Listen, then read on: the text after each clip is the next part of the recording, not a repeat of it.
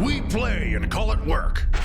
Hey there, Wargamers! Have something special for you today. We are showing off a brand spanking new Knight Army that we just got in. This was commission painted by Mike over at Epic Duck Studios, and we're doing the same thing that we did with the Salamanders Army. The idea is that we got this army in to play it a couple times, but the intent is to sell it. You can contact me at josh@miniwargaming.com for any details, but let's take a look at the army itself. The idea behind this army is it was designed by me. So take that as you will. And what I wanted to do is create a Knight Army that was future-proofed. So pretty much all of the options are magnetized. I decided to go with a scheme that was very close to House Raven, not 100% Raven. That's probably how I would see people wanting to play this. Or you could use it as your own custom Knight House. One thing to make note of is that the banners and the shields, there's no specific iconography, so that is up to you if you want to get that done. Grand total of 5 miniatures here, even though I guess it's tough to call Knights miniatures. We're going to start off with the piece de resistance, and that is the big guy there, that is the Knight Castellan.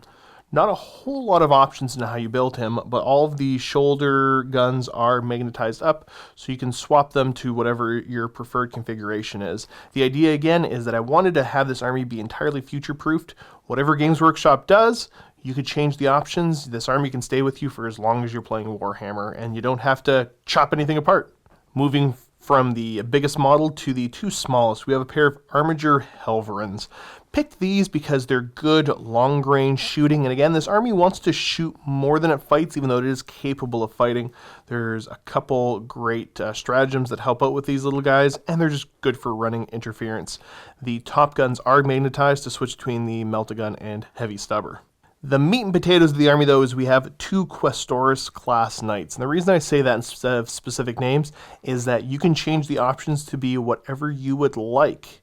The little secondary gun in the chest there, the Heavy Stubber, the Melt-A-Gun, as well as the multi-laser are all interchangeable. The top guns are magnetized. The missile launcher can be swapped between the 2 different configurations. And then we have a variety of close combat weapons as well as the ranged weapons. Most of the ranged weapons are magnetized, so you can swap the front of the gun. So if you want to have a rapid fire battle cannon or the big thermal cannon, you can swap that between the 2. So again, the idea here is this is future-proofed. The other cool thing that I think everybody here that's seen them is super entertained by is the fact that the faceplates are magnetized as well. So you can swap it out and really give some good character to them.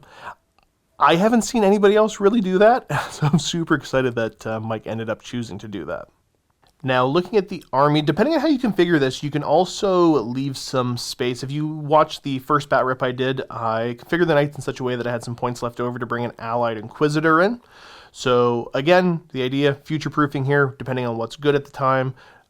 You could definitely, if you're playing bigger games, have all sorts of options, but even at 2,000 points, depending on how you build this, you'll have some wiggle room to bring something like an Inquisitor, an Assassin, a utility piece to help out the rest of the army.